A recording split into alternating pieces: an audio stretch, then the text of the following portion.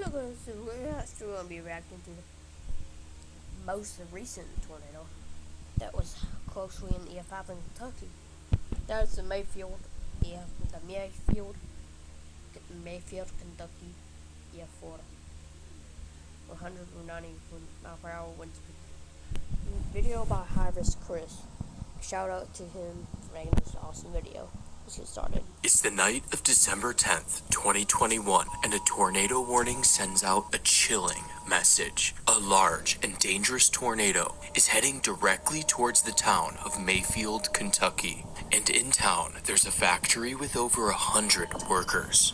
Some flee the building, fearing for their lives, but most stay because management threatens to fire anyone who leaves. For those that stay, all they can do is hope that the tornado misses them. It was hell when I saw it. The story of this Story began December 10th, 2021. I thought it began the 11th. monster began a few days prior when forecasters at the Storm Prediction Center were seeing a dangerous pattern coming together. A massive, positively tilted jet is going to sweep over a large portion of the U.S. The jet would also create a powerful low-pressure system that would draw in warm, moist air from the Gulf, overspreading most of the Mississippi River Valley with unstable air in excess of 70 degrees. Conditions like these are much more common in spring, the time of year the U.S. sees the most tornadoes, not early December. But the atmosphere doesn't care what month it is. If the pieces are in place, a tornado outbreak can happen. To make matters worse, the storms would be at night, so the tornadoes would be essentially invisible. In response, meteorologists upgrade the forecast to a level 4 out of 5 moderate, specifically for the chance of strong tornadoes. Even though this is a nearly perfect forecast, nobody, not even the meteorologists, have any idea what's about to unfold. Right before sunset, the system finally arrives, sparking a cluster of storms in central Arkansas. As the storms race across Arkansas, they merge into a single powerful storm. And at 6 p.m., the National Weather Service issues the first tornado warning of the night. Minutes later, the next tornado video I might react to is the most destructive and largest tornado in history. The 2014 Oklahoma tornado by Tornado TRX and El Reno tornado. puts down its first tornado. However, this first tornado is weak and short-lived. As the storm approaches Jonesboro, it puts down even more tornadoes. And at one point, there are 2 tornadoes on the ground at the same time. A local captures this wild moment, but the storm was about to produce something much more sinister. Once you click this video, you'll be taken to uscca.com/maps. From here, you can click on any state To produce something much more sinister. Storm chaser Christopher Robert captures the formation of a much larger tornado as it crosses east of Jonesboro, Arkansas, narrowly missing the small town of Lake City. Immediately after touching down, the tornado grows into a beast, swelling to nearly a mile wide. And after being on the ground for 13 miles, the tornado is heading right for the town of Monette, Arkansas. The violent tornado swipes the north side of town, directly impacting the Monette Manor nursing home. The entire roof of the nursing home collapses, injuring many residents and sadly killing 94-year-old Golden Hembry. The tornado continues to track northeast and is now heading towards the town of Leechville. The monster misses the heart of town. However, it directly impacts the Dollar General on the north side of town, where employees are taking shelter. Some survive by hiding in the bathroom, but tragically, the store's manager, June Pennington, is killed while shielding a younger employee. The storm races onwards at 55 miles per hour, crossing into Missouri. This area is the Mississippi River Delta, which mostly consists of open farm fields. However, the few trees that are hit are reduced to splinters. In the the same area, the tornado collapses a transmission tower, showing just how strong this monster had become. Before I continue with the tornado, I'd like to briefly tell you about the sponsor of this video, ZocDoc. You Sponsor of today's video, ZocDoc. probably never knew this about me, but I take my health very seriously. I go to the gym almost every single day, and I eat extremely clean. But as someone closes in on his location, and with a flash of lightning, the monster reveals itself. A big tornado. It's coming right here. My main camera was more visible. Man.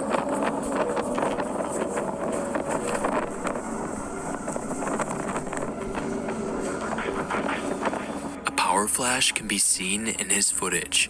This marks the exact moment the tornado hits power lines along State Highway J, directly impacting the home where the Rackley family is taking cover. Sadly, 9-year-old Aniston Rackley is killed. This tragic loss is compounded by the fact the Rackleys had moved into the house less than a week before. The tornado keeps going, now crossing Interstate 55 as Max carefully positions just south of the tornado. There it goes, right in front of me. Just ahead on the highway, George Martin is killed when the tornado strikes his semi-truck. Alright, hopefully there's nobody on the highway right here. We're about to be in the damaged path. The tornado crosses another major road, Highway 84. Here, Mark Travis Oh, is by the way, shout out to High Risk Chris for making this video. killed when a utility pole is brought down right in front of his car, resulting in a fatal accident. Around this time, Max pulls out his camera and captures the monster, illuminated by the industrial lights.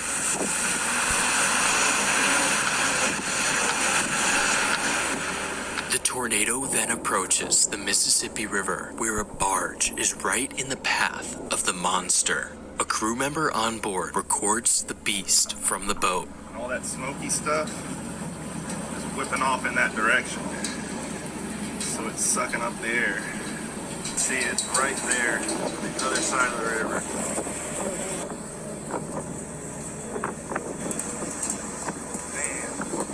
Immediately after passing the boat, the tornado briefly makes landfall in Tennessee, officially becoming a tri-state tornado. The tornado then crosses back into Missouri before crossing the Mississippi River for a third time. The unrelenting tornado had now been on the ground for more than an hour, but it's still not finished as it closes in on Reelfoot Lake, a popular hunting destination in the area. Here, Blue Ridge Hunting Resort is struck by the tornado. Many members survive by riding out the storm in the clubhouse. However, Jamie Hall and Steve and Grayson Gunn are sleeping on the second floor when the tornado hits. Sadly, all three are killed. After striking the resort, the tornado sweeps across the lake before making landfall in the town of Sandburg, where more homes and the town's fire department is destroyed, and resident Danny Inman Sr. is killed. As the tornado exits town, its intensity starts to wane. After tracking 80 miles and claiming the lives of 8 people, the seemingly unstoppable tornado finally comes to an end. However, the supercell was still going, and it was about to do something even more catastrophic. The storm's mesocyclone, or the powerful engine driving these tornadoes, briefly becomes unstable, producing several weak, short-lived tornadoes. But soon, the delicate balance of the meso is re-established, and at 8:54, one of the most infamous tornadoes in American history touches down.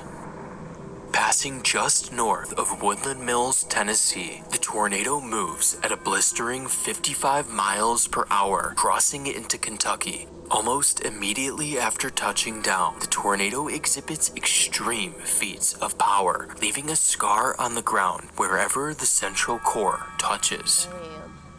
It's only a few minutes before the tornado approaches the small town of Casey, Kentucky. And not only is the tornado extremely strong, it has grown to 3/4 of a mile wide, which is wider than the town itself. When the tornado hits, all buildings on the east side of town are leveled, and Wade Lyle loses his life as he shelters in a mobile home with his girlfriend.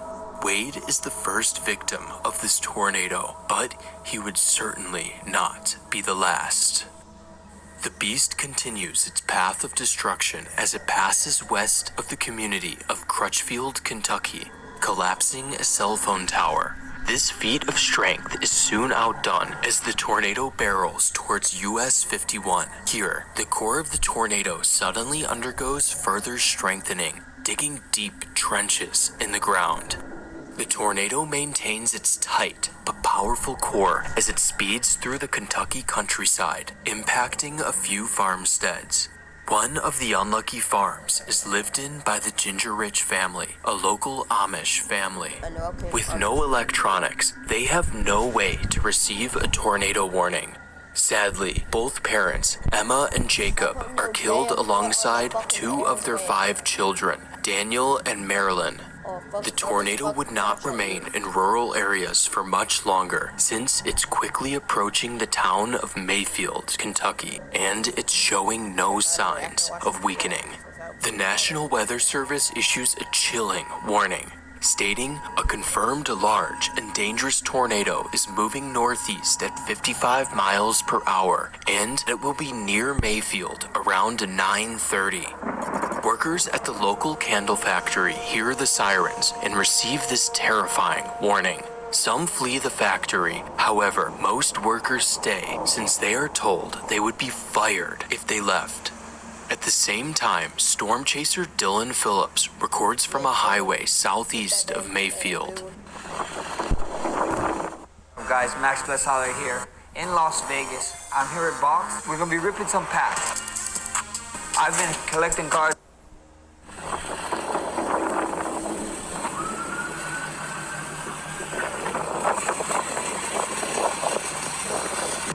This is the only image of the tornado before it hits Mayfield.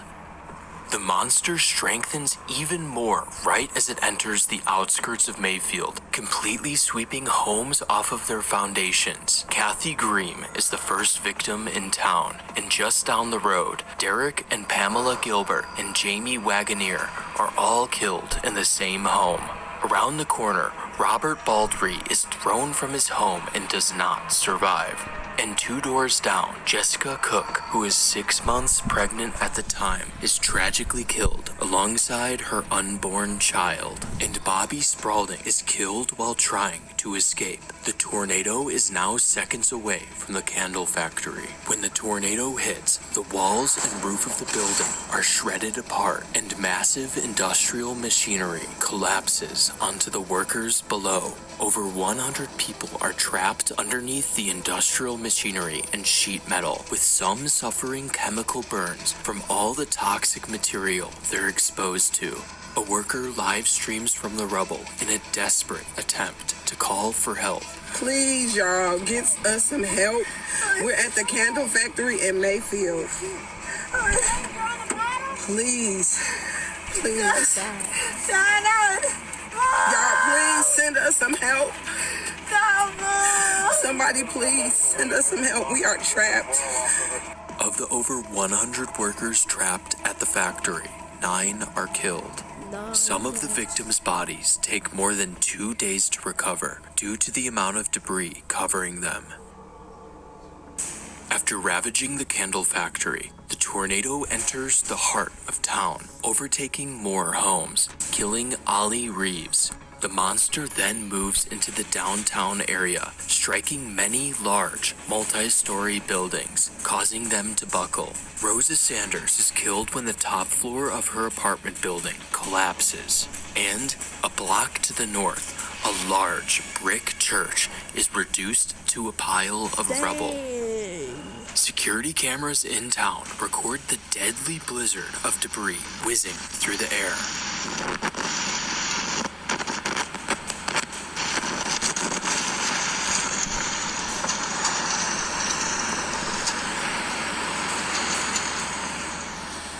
Just to the northeast of downtown are even more homes.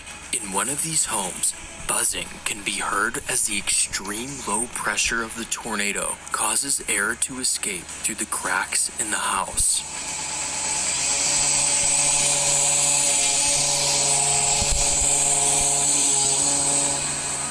Another house is directly in the tornado's path and collapses on a family. Sadly, 3-year-old Jalil is fatally injured.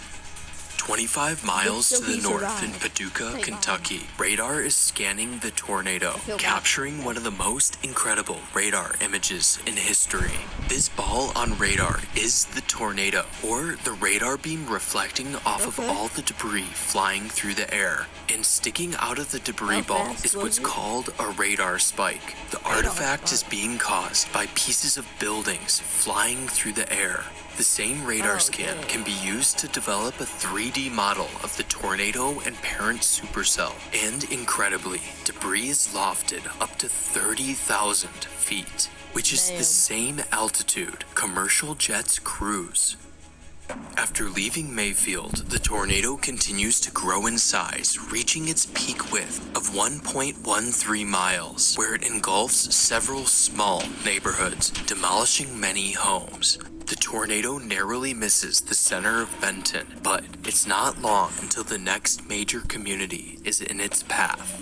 As the tornado begins to slightly contract in size, it concentrates its power at the central core, increasing the force of winds right as it enters the community of Cambridge Shores. Even these large structures are no match for the power of the tornado. Dozens of homes are completely splintered to the ground, with the debris being hurled into the lake, along with several vehicles parked nearby. And tragically, the tornado claims another victim when Cornelia Gaither loses her life here. The tornado crosses Kentucky Lake into the land between the lakes. Although this area is sparsely populated, thousands of trees along an 8-mile section of forest are violently shredded apart, leaving a scar that is still visible to this day. As the tornado begins to leave the land between the lakes, a man records the monster crossing over Lake Barkley. Its presence can be easily felt through the roar. Ooh, it's a bad boy. That's it right there. Damn. After crossing Lake Barkley, the monster strikes several more small communities, reducing homes to their foundations, claiming another life, Evelyn Rattay. It's not long until the town of Princeton is under threat.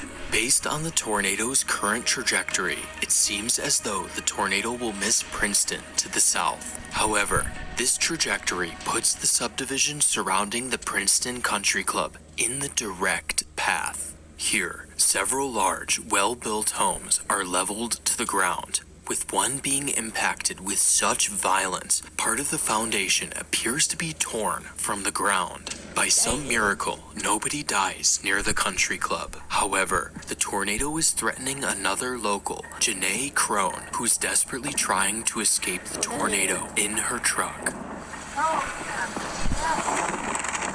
That's not true. There is no turning around.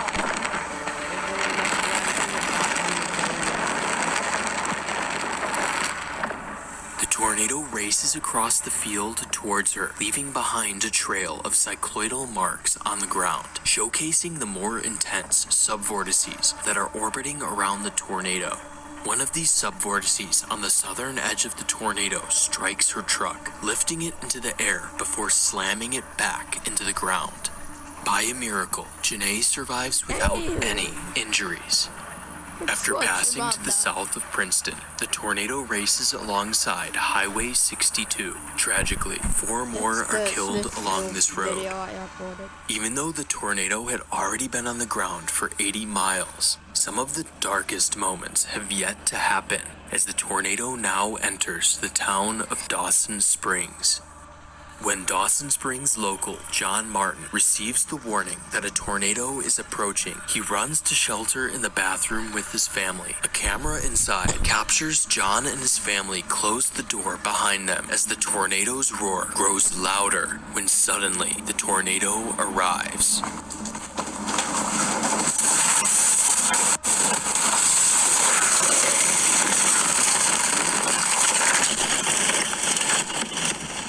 John and his family all survive without any injuries. Meanwhile, on the east side of town, another family takes cover in their bathroom, doing exactly what John and his family did. Their house is instantly shredded when the tornado hits, and the entire family is thrown by the winds. They all go to the hospital to get treated for their injuries. But sadly, newborn Oakland would not make a full recovery. The powerful tornado plows right through town, leaving a visible path of destruction through the heart of Dawson Springs, sadly killing 15. So 15 died in Dawson. It's hard to imagine a tornado becoming any worse, but the tornado grows even larger and stronger, derailing and throwing several train cars uphill as it closes in on the town of Bremen, Kentucky. Local Eddie Knight hears the tornado approaching and goes outside on his front porch to record the monster as it creeps closer. Photo got taken the famous place.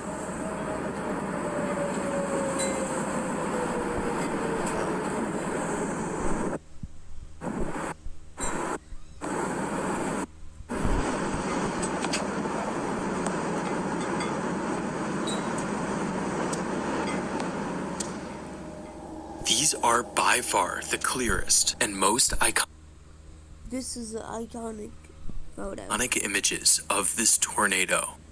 While Eddie Knight records, the tornado is moments away from striking a home where the Vincent family is in their underground tornado shelter. As the family waits, the unimaginable power of the tornado's core passes directly over them, tearing the home apart so violently it rips parts of the concrete foundation, granulating them into tiny, unrecognizable fragments. Despite the incredible power of the storm, the shelter does not budge, saving the family.